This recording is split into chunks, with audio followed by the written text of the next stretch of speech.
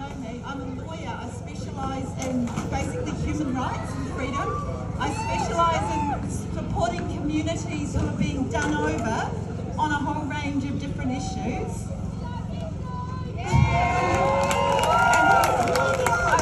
I've got a background in science, and I'm not scared to take them on their fake science that they call our fake science, okay? And I've networked all around the world with the lawyers that are standing up for freedom. Rana Fulbeck, with Thomas Holtz. There's lawyers everywhere now in Australia, in South Africa, in India, in England, and all around Europe, Canada, America. We're all zooming together to share ideas because it's too hard for anybody to do by themselves. But united, we can do so much. And also network with the amazing, brave New Zealand doctors, nzdoctorsos.com, who have stood up against the tyranny of the Medical Council. How dare the Medical Council tell doctors that they can talk about the benefits of a treatment, but they can't talk about the risks or the alternatives? How dare they? How dare they undermine the informed consent of all of the people of New Zealand who trust their doctors to give them full information, and their own medical council is threatening them and striking them off as being doctors for doing what doctors are supposed to do. And so if you're not hearing from a whole lot of doctors, that is why. You're only hearing from the bravest of the brave ones. There's a lot of them, others who are supporting them behind the scenes, but they, like all of us, need to earn a living, need to pay our bills, and have been intimidated into doing the wrong thing, or at least staying quiet. But I think what's happened now is enough people have realised that our beautiful country has turned into this horrible divide and conquer tyranny. And I think that groups all around, like the people that I'm talking to and the people that you're all talking to, together we are many. We are very, very, very many. And we're not going to put up with it any longer. We're not going to put up with being told that Christmas is cancelled. And we're not going to be told what medicines we can and can't use.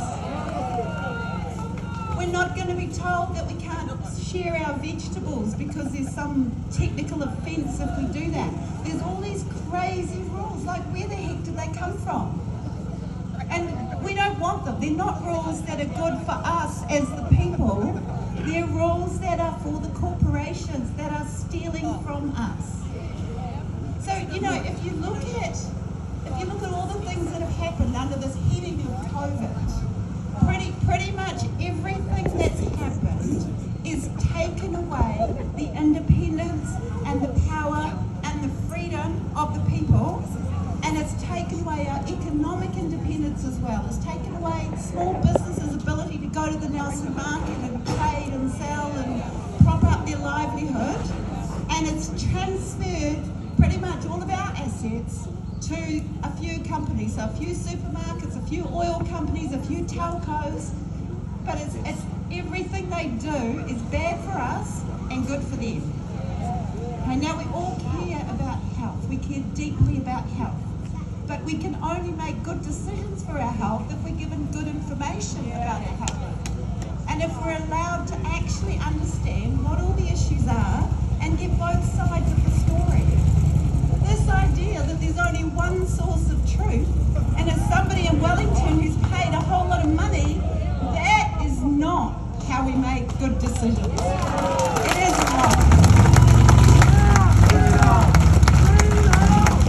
And I can now stand here absolutely confidently and tell you it's a lie, because we've got the government in the High Court challenging their no jab, no job law. So it's affecting a whole lot of people in Nelson, a whole lot of people at the port, a whole lot of people at the airport, and a whole lot of other people around the country. Plus they're then using that to threaten a whole lot of our doctors and nurses and health people and education people, that they also need this no jab, no job law. So we've got quite a lot of things happening on that. But one of the things is we're in the High Court, and we've now got affidavits from Ashley Bloomfield, Now, Ashley Blomfield stands up on TV at 1 o'clock every day telling us he knows everything. When it actually comes to the crunch and he's forced to commit to writing what he knows, he hopes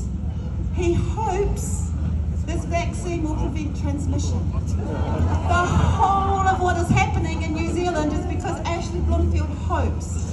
And Ashley Blomfield found some data from England and Israel many months ago that sort of propped up his hope, and he's decided not to read the data from England and Israel that's more recent, that doesn't prop up his hope, and they're running New Zealand on Ashley Blomfield's hope, and it's absolutely black and white, as clear as that. I've got the documents.